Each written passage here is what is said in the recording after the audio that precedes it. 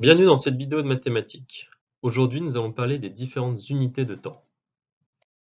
Voici donc le sommaire de ce cours. Dans une première partie, nous allons définir les unités de temps et parler de leur conversion.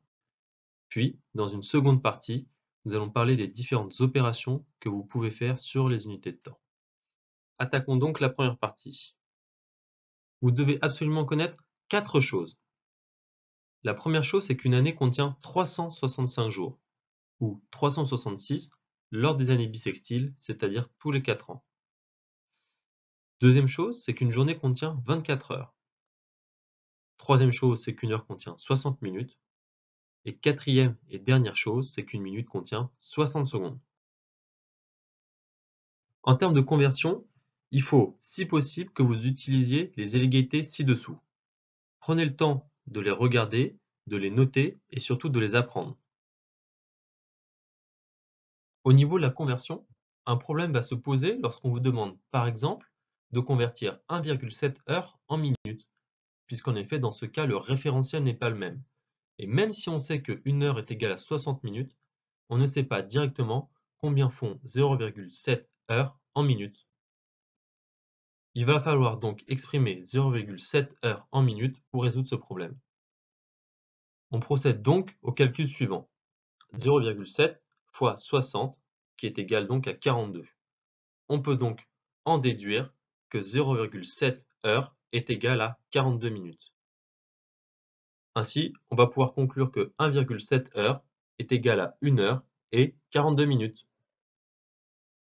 Passons désormais à la seconde partie de notre exposé, dédiée cette fois-ci aux opérations sur les unités de temps.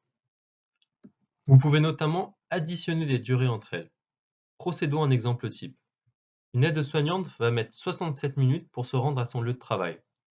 Sachant qu'elle part à 7h23, à quelle heure arrivera-t-elle? Posons donc l'opération 7h23 minutes plus 67 minutes. Si on additionne ces deux durées, on obtient 7 heures et 90 minutes. Désormais, il s'agit d'exprimer 90 minutes en heures et en minutes. Comment fait-on donc? On utilise le tableau de conversion que vous avez vu juste auparavant. Et on sait que 90 minutes, c'est égal à 1 heure et 30 minutes. On a donc le calcul suivant. 7 heures et 90 minutes est égal à 7 heures plus 90 minutes, est égal à 7 heures plus 1 heure plus 30 minutes, ce qui est égal à 8 heures et 30 minutes. Ainsi, on sait que l'aide-soignante va arriver à 8h30. On peut aussi soustraire des durées entre elles. Notez que c'est beaucoup plus compliqué que pour l'addition. Procédons donc à un exemple type afin que vous puissiez parfaitement maîtriser cette notion.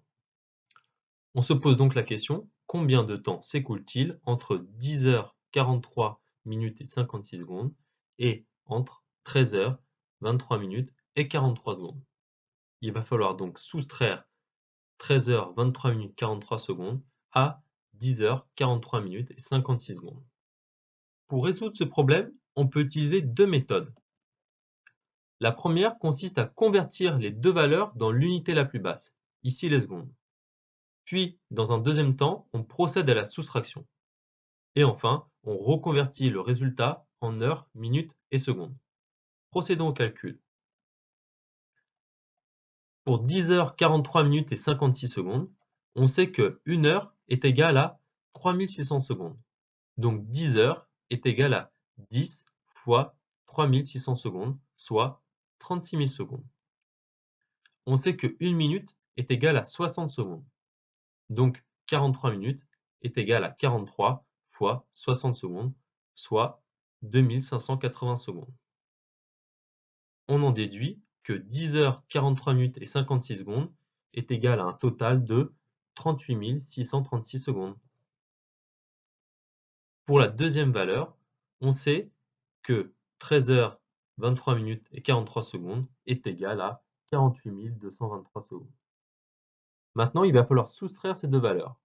On fait donc 48 223 moins 38 636, ce qui nous donne 9 587. Puis, on va reconvertir 9 587 secondes en heures, en minutes et en secondes. On fait donc 2 fois 3600 plus 2387. 2 fois 3600, c'est égal à 2 heures. 2387, on peut aussi l'exprimer de la manière suivante, c'est 39 fois 60 plus 47 secondes. 39 fois 60, c'est égal à 39 minutes que l'on marque ici. On en conclut donc que le résultat final est 2 heures, 39 minutes et 47 secondes. La seconde méthode consiste à soustraire directement les deux valeurs. Seulement, vous constatez qu'il y a deux problèmes. Le premier, c'est qu'on ne peut soustraire ici 43 minutes à 23 minutes. Et là, on ne peut soustraire 56 secondes à 43 secondes. Dès lors, on va utiliser deux choses. Le premier, c'est le fait que 23 minutes et 43 secondes est égal à 22 minutes et 103 secondes. Comment on fait? On enlève une minute ici. Or, une minute égale à 60 secondes. Donc on rajoute 60 secondes ici, d'où le fait qu'on obtient 22 minutes et 103 secondes.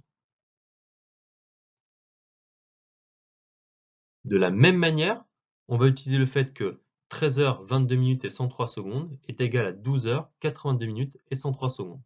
Comment on fait? On enlève une heure ici. Or, une heure est égale à 60 minutes, donc on rajoute 60 minutes ici. On obtient donc 12 heures ici et 82 minutes là. Maintenant, on peut procéder au calcul. Et la soustraction des deux nous donne 2 heures 39 minutes et 47 secondes.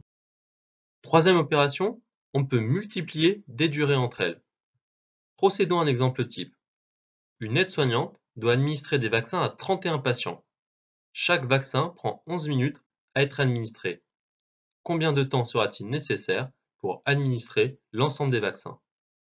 Ici, tout simplement, on va donc faire 31, c'est-à-dire le nombre de patients, fois 11, c'est-à-dire le nombre de minutes qu'il faut pour administrer un vaccin. On a un résultat de 341. On en déduit que l'aide-soignante aura besoin de 341 minutes pour administrer l'ensemble des vaccins. Pour plus de clarté, convertissons ce résultat en heures et en minutes. Rappelons que 1 heure est égale à 60 minutes et donc que 5 heures est égale à 300 minutes. Ainsi, 341 minutes est égal à 300 minutes plus 41 minutes, tout simplement. Et donc c'est égal à 5 heures plus 41 minutes. On en conclut que l'aide-soignante aura besoin de 5 heures et 41 minutes pour administrer l'ensemble des vaccins. Dernière opération possible, on peut diviser des durées entre elles. Procédons à un exemple type. Une aide-soignante a passé 11 heures et 45 minutes à administrer des soins à 15 patients. Combien de temps a-t-elle passé par patient? Ici, il faut tout simplement diviser 11 heures et 45 minutes par 15 pour obtenir le temps par patient. Dans ce genre de cas, nous vous conseillons de travailler avec l'unité de mesure la plus basse possible. Dans notre cas, ce sont les minutes. Commençons. 11 heures et 45 minutes. 11 heures, on peut l'exprimer en 11 fois 60 minutes, ce qui nous fait un total de 660 minutes. On sait donc que 11 heures et 45 minutes, à la fin, cela équivaut à 705 minutes. Désormais, il suffit juste de diviser 705 par 15, qui est le nombre de patients, et on obtient 47. On en conclut tout simplement que l'aide-soignante a passé 47 minutes par patient. Merci d'avoir regardé cette vidéo qui était consacrée aux unités de temps. Surtout, si vous avez des questions ou des remarques, vous pouvez nous envoyer un mail ou nous contacter directement sur notre plateforme via notre chat. N'hésitez pas non plus à nous suivre sur Facebook et sur Twitter. À bientôt sur Prep Academy.